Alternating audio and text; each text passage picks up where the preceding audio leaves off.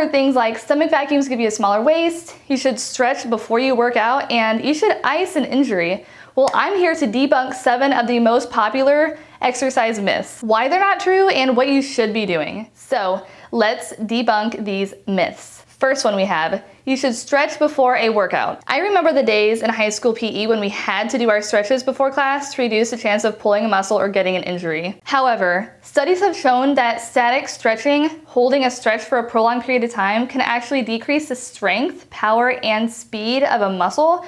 So this can actually hinder your performance. Instead, opt for something that gets your tissues warmed up and blood flowing, such as a dynamic warm-up. Go for a walk, do some toe walking, banded side steps, body weight squats. Save the static stretching for after your workout. After a workout, your muscles will be nice and warmed up, and stretching will help with decreasing this muscle tension, reducing soreness, and promoting flexibility. Next on the list, running is bad for your knees. Did you know that with every pound of body weight, your knee absorbs 1.5 pounds of stress when you walk? When you run, that increases to nearly 4 pounds. So, there's no surprise that running is bad for your knees is out there. The reason that knee pain occurs in runners is commonly due to hip weakness, thigh weakness, core weakness, lack of flexibility, increasing the load too fast, or the mechanics as you run. For example, in this runner, every time the left leg lands, the opposite hip drops and the left knee caves in. She may be experiencing knee pain, although the root cause is coming from somewhere else. Research has shown that although running can cause increased stress on your knees, the bone and the cartilage of your knees can adapt to this stress and can potentially make your knees stronger. Next on the list, you are your MRI. Don't get me wrong, an MRI is helpful with finding soft tissue injuries or damages, but it doesn't really give you a good idea of why your pain is happening. There's a study performed back in 2015 by Brzezinski that analyzed 3,000 individuals who had no history of back pain, meaning they don't have or ever have had back pain. They reviewed the MRI and CT scans of all of these individuals and found in individuals 20 to 29, 30% had degeneration, no low back pain. In individuals 30 to 39 years old, 52 had degeneration, no back pain, and individuals 40 to 49 years old, 68 had degeneration, no low back pain, and individuals that are 50 to 59 years old, 80% had degeneration, no low back pain. Although all these individuals had findings of degeneration in their back, they were not experiencing pain.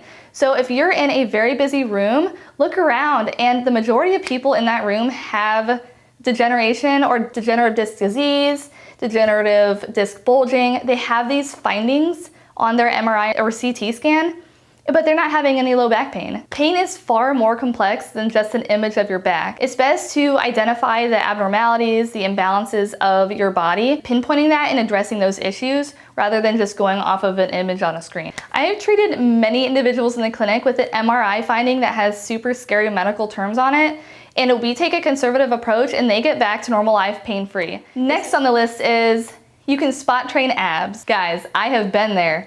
Going to the gym 4 times a week, doing abs for an hour, and then just like staring in the mirror, trying to crunch my abs as hard as I can so I can see that six-pack line. Well, I have good news and I have bad news. The good news is we all have abs. The bad news is that we have a layer of fat that lays on top of our abs. And the more body fat that we have, the thicker this layer of fat is. To visually see abs, it's built in the kitchen. When you cook and eat to lower the percent of your body fat, then you'll visually be able to see your abs better. But no matter how hard you train your abs, how often you train your abs in the gym, if your diet isn't prioritized, your abs will not be looking chiseled. Number 5, and guys, this is a big one.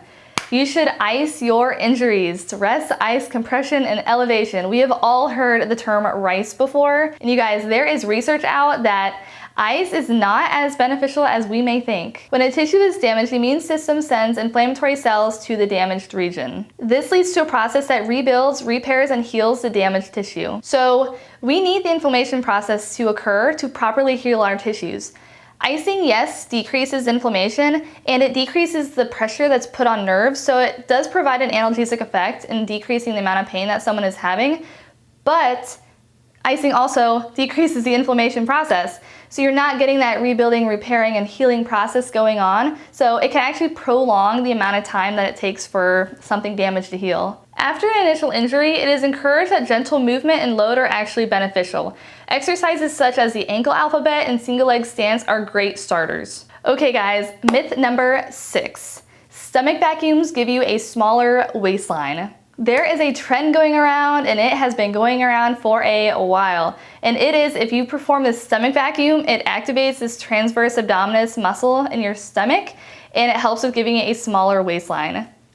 So I typed into Google vacuum technique for a small waist, and let's see what popped up.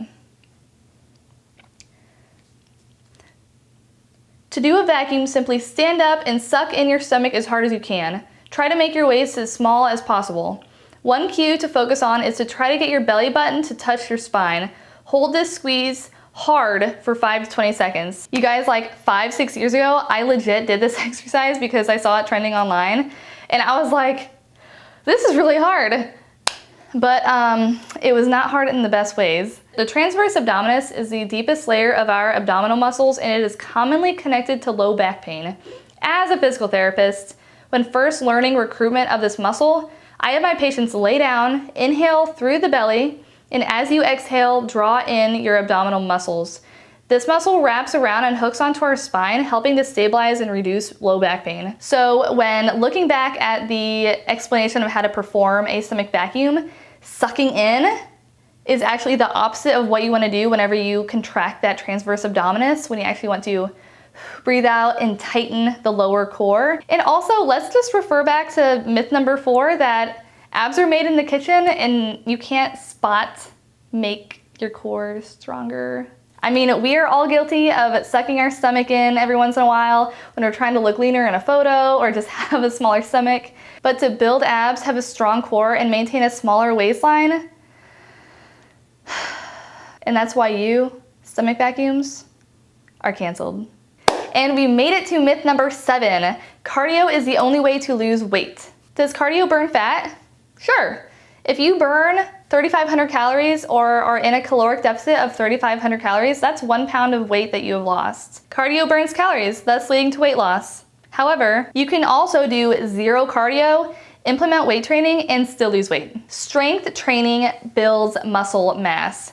And muscle mass is great for many reasons. Muscle tissue is active tissue, meaning that it requires calories and energy simply just to exist. So the more muscle tissue that you have on you, the more calories that you're burning at rest. So if you're someone that's looking to lose weight and you're an avid runner getting out there doing cardio every single day, I would consider hitting the weights. This not only helps with burning more calories, but it helps strengthen your muscles, make you stronger, protects your joints, helps with mechanical alignment whenever you're moving, and prevents injuries. Thank you guys for tuning in. I will see you in the next video.